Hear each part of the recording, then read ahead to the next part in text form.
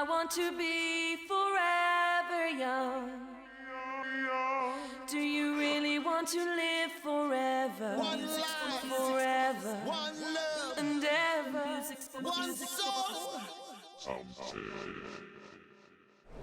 Today's October 5th, 2019. I'm Brent Nally. We're here at RAADFest, which stands for the Revolution Against Aging and Death. It's 2019, as I just stated here, and I'm here with the incredible Dr. Maharaj. Thank you so much for being here. Not at all, Brent. Thank you. And can you tell us a little bit about your credentials, your background? Yes. So I'm trained as an internist, as a hematologist and oncologist, and I specialized in bone marrow transplantation. And over the last more than 30 years, I've been involved in the field of using stem cells, and predominantly the individual's own stem cells, to repair the immune system of patients who have had major diseases like cancers, disorders of the immune system, and also hematological malignancies. So my work has been essentially looking at the changes that occur in the immune system and coming up with strategies and programs and treatments to be able to correct the dysfunction of the immune system. Now, the area that we are looking at is aging. Aging is not a disease. Diseases occur as a result of the dysfunction of the immune system that comes and is associated with aging. Okay. And so we can qualify that by saying not everybody who is aging, or not everyone who reaches an advanced age, will have an abnormal immune system. Right. And we recognize those individuals because you see them as people who you might see functioning normally, but they're at an advanced stage of 80, 90 to 100. There are also parts of the world where there are people who do achieve healthy aging. And when the studies have been done looking at them to see what's unique about them compared to the regular population, or what we call normal aging, what we find is that these individuals, they're maintaining their immune systems at a normal level until something occurs, then it suddenly changes, and then they pass away fairly quickly. So based upon that information, our focus is actually to measure the immune system of individuals and sort of categorize them into what's called an immune risk profile or no immune risk profile. The individuals I just spoke to you about, those individuals have a no immune risk profile. Okay. Everyone else will have an immune risk profile of different stages of decline. And our goal is to basically identify those individuals, and then we're using 3 strategies to be able to help those individuals. Number one is, if we find healthy individuals who have their immune system is normal, we are saying, as a sort of a safety measure, take some of your immune system and let's bank it for you. Because with aging, if their immune system is going to decline, at least they've got their own immune system that's put away. And when you say your immune system, are you referring to the bone marrow or other things? So yes, that's a very good question. What we do know is that the stem cells in our bone marrow forms the blood as well as the cells of the immune system. Those are categorized by B cells, T cells, and natural killer cells. And so when we say to someone, bank your immune system, the process we use actually involves the mobilization of the stem cells into the blood, and that those cells are collected and stored. But when we have that mobilization, we also have not just the stem cells in large numbers, but we have all the cells of the immune system that's actually in large numbers as well. So I look upon it more as a way to preserve the immune system by having a healthy immune system. And the reason why I felt it was necessary to do this is, as a bone marrow transplant physician, there were many times I had patients coming to me who needed a bone marrow transplant, and we could not find donors for them. And so the problem was that we were not able to get donors for them from the national registries. Right. So I felt that, and particularly if they were of ethnic minorities, we found that we couldn't find donors. So the goal has been essentially everyone should be aware that it is possible to store their immune system, so that if at a later date something like this occurs, then we can store their cells. Now, I've actually been trying to get out your message for a little bit on my YouTube channel. So just so everybody knows, Dr. Maharaj and I do not know each other. We just met a few minutes ago. Thank you so much for doing this interview. On my YouTube channel in March, my wife and I, her name is Lauren, we documented the entire procedure of Dr. Chad Rogher in California doing our bone marrow extraction. And we did that through a company called Forever Labs. So we have our bone marrow cryogenically frozen with them at our age of 33. We're both now 34, my wife and I. So would you say, is that in line with kind of what you've been talking about with, storing the immune system, or is that a little different? It's different. It's different to the approach that I'm taking, because I feel that as a bone marrow transplant physician, previously, many years ago, we would actually go into the bone marrow and extract the stem cells. Okay. And then we would use those stem cells in large numbers for doing a bone marrow transplant. But to be able to get the number of stem cells that we needed to be able to restore a bone marrow to do a bone marrow transplant, right, we needed large numbers and large volumes of stem cells. Can you give us a number? What does large number mean? Yes.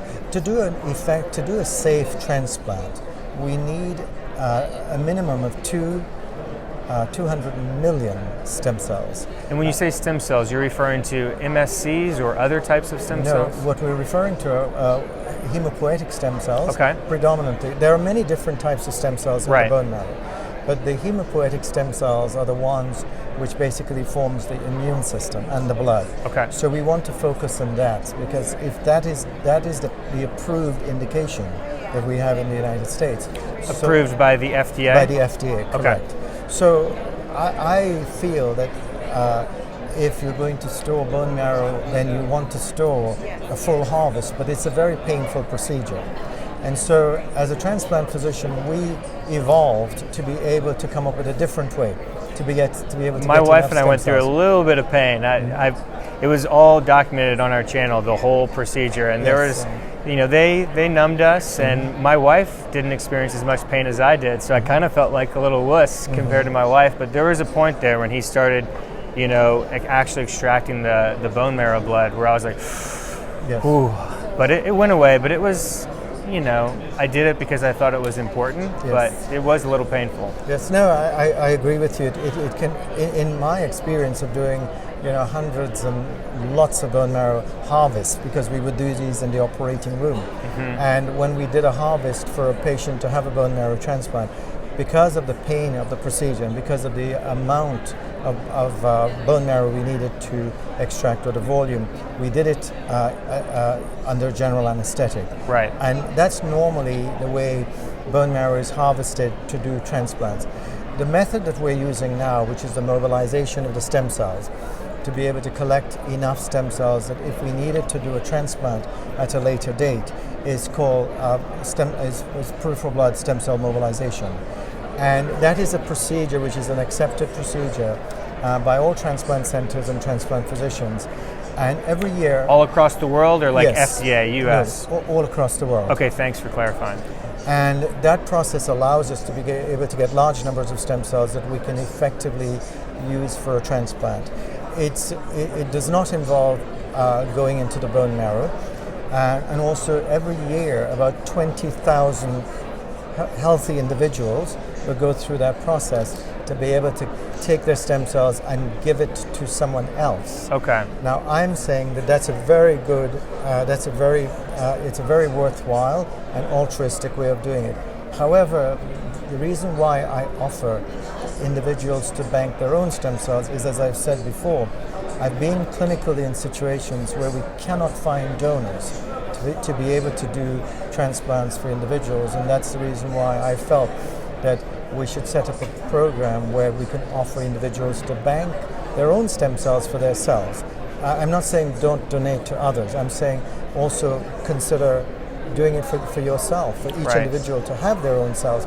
But as a transplant physician, I want to make sure that the cells that we're collecting and the volume and the numbers of stem cells are going to be useful at a later date. Okay. And I think that my concern about just harvesting a small amount of bone marrow is that it would need to be expanded to be able to produce perhaps maybe mesenchymal stem cells only, but I don't see mesenchymal stem cells as being the only advantage of having stem cells, stored for a future date. Correct, and I've documented that pretty well in that YouTube video I did with Forever Labs that, mesenchymal stem cells are pretty popular right now on the internet and with people, but the truth is we're all learning so much more and the science is progressing. So we're just happy to have our bone marrow blood, and we'll see as the science progresses what's really in there and what the benefits are. So in the interest of time, let's talk about the young plasma interesting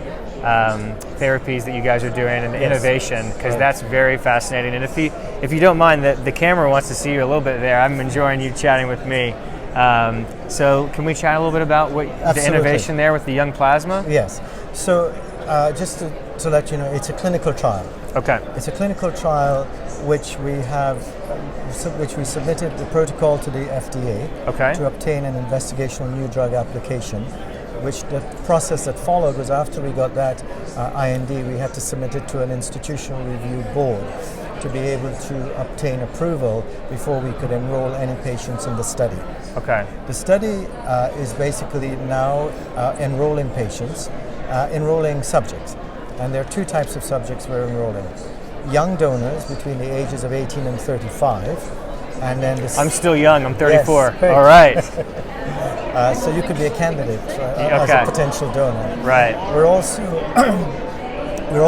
enrolling subjects. The subjects to be eligible for the study have got to be between the ages of 55 and 95. Okay. And they've got to be able to have... Why are you guys discriminating against 96-year-olds? Come on. I'm joking with you. No problem. Yeah. The subjects also, as a criteria, have got to have a frailty score of between 4 and 7. And those are two initial criteria, but there are many other eligibility criteria. Can you share, I apologize, can you share a little bit about that frailty score? What does that mean? How do you quantify that? Right. Frailty is basically, it's a measure to be able to look at the decline in function, cognitive function, physical, social function. And there are 8 parameters we use to define frailty.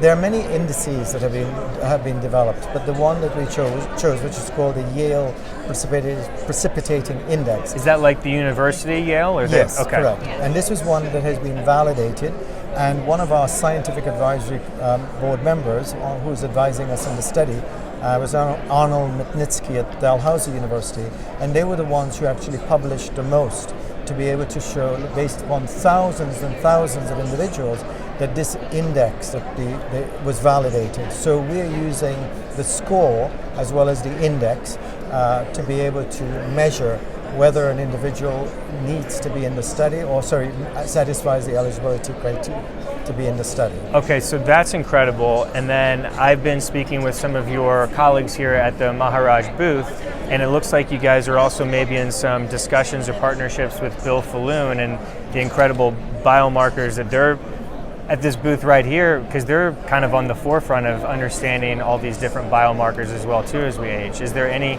interest with partnerships with them to learn a little bit more, to kind of build out a more extensive?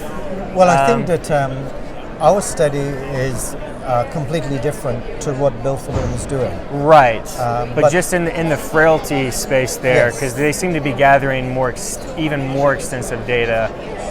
Or am I off base there? I'll let you. Well, let me explain that. One of the reasons why we wanted to look at our frailty, our markers of basically, and the different biomarkers, is that we first of all wanted to identify validated clinical markers. Okay.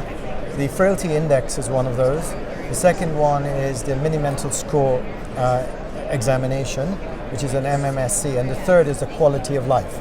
Okay. If we're going to be able to take an intervention, which is the stem cell mobilized young blood plasma that we're using, we have to be able to show that a validated test has been validated through Yale and through very credible, right? And so this, in other words, just through the interest of time, what they're doing is cutting edge, but it's just not validated enough, and there's not enough data on it yet, and it's not accepted well enough to be included into your trial. Is that fair to say? That's correct. Okay. Because we chose our scientific advisory board for each of the members of each of the scientists who've been studying aging and the effects of stem cells as well as markers of aging. And we're doing about 100 different biomarkers or measures. That is a lot. Yes, Yeah. in the blood. We're using, and the clinical markers I described as well. So it's a very extensive study. That's probably the most extensive I've heard of any study. From my research, there's only about 140 biomarkers of aging. That's kind of well accepted internationally. So to have one study that has 100 biomarkers of aging, that's the most I've ever heard. So it's very extensive, and props to you guys for doing that many. Yes, thank you. And and could I ask you to come I think you've hovered just a little bit over that. Just right there, I think is perfect. Thank you, Dr. Maharaj. Not at all. Again, I also want to differentiate between, you asked me a question about plasma from young donors versus the product that we're using. So our donors are chosen because, again, they're between the ages of 18 and 35. Remember the procedure I talked about where 20,000 people each year will donate their stem cells to someone else who needs it? Yes. So our donors are going through the same process. And again, that has been reviewed by the FDA because we have to look at safety as a primary Safety objective. first, just Safety like we were first. taught when we were kids, right? Correct, yes. So the difference between our product that we are in evaluation in our study as an investigational product is that we mobilize the stem cells of the young donors, and that will result in an approximately 400-fold increase of not just stem cells, but cells of the immune system. And can we, just real quick, can you give a definition for mobilize? Because this is on YouTube, this is for anybody to see, and yes. Obviously you're a very credentialed scientist, but what does mobilize mean? If I were to take your blood, and I were to look for the numbers of stem cells in your blood, the numbers would be extremely low or maybe not detectable. The bone marrow is the most abundant source of stem cells. What mobilization involves is really giving a protein, which is an accepted protein that we use in transplant for transplant patients or donors, healthy donors. What that does is it mobilizes and it releases the stem cells from the bone marrow into the blood. Okay. And this usually peaks at around 5 to 6 days. And that's the time when we will do the collection. We collect, in our study we are collecting the stem cells, but we are freezing those, but we collect plasma. Because why would we want to collect that particular plasma as distinct from, you've heard other studies being done with just plasma. The stem cells, they talk to each other and they heal other cells by releasing cytokines or proteins, growth factors, proteins again, but they also release small, what's called microvesicles. And exosomes. Exosomes are a component of microvesicles. Right. They're within the microvesicles or extracellular vesicles. Exosomes are one component.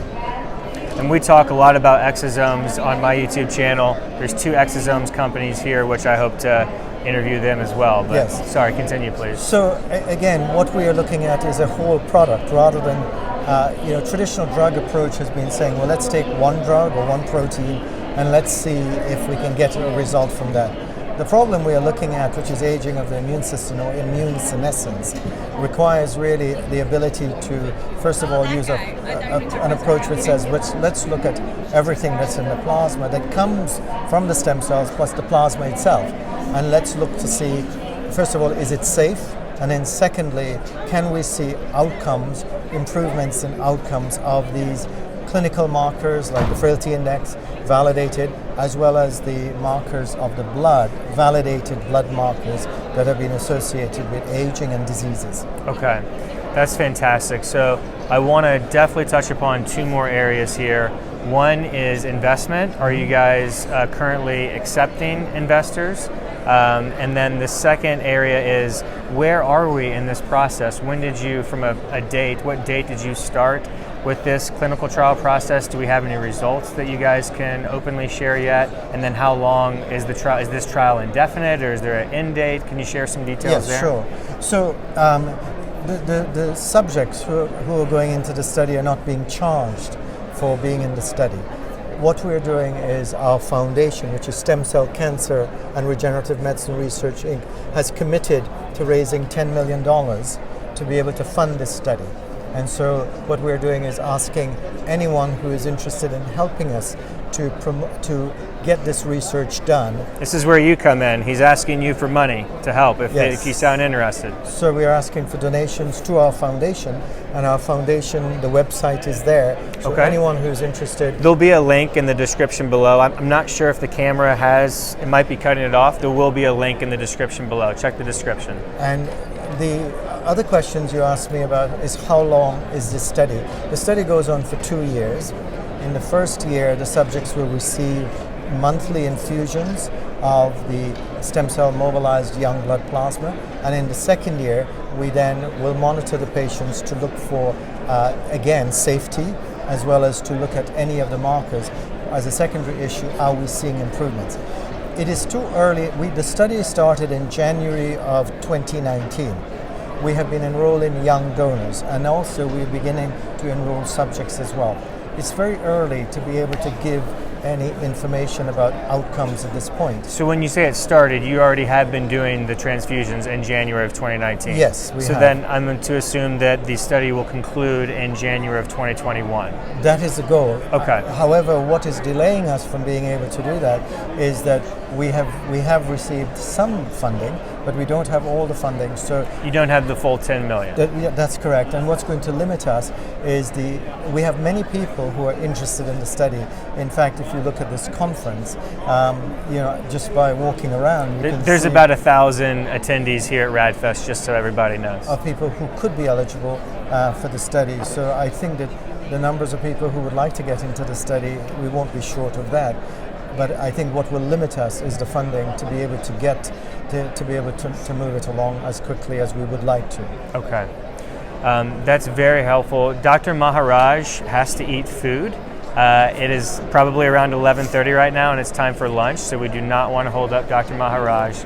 I'm very, very grateful for you taking the time. I wish you the best of luck, and you are doing incredible work, you and your team, so thank you so much. Brent, thank you so much, and I appreciate all your help and in being able to educate everyone about what we're doing. Definitely. We're hoping to be able to make major changes, but we've got to do it. We've got to do the studies. We've got to be able to do the validation of what we're saying, and so we want to move that along as quickly as we can. It's incredible. Thank you so much. Thank you. Okay. Forever young, I want to be forever young. Do you really want to live forever? One life, forever one love, and ever. one soul. Some say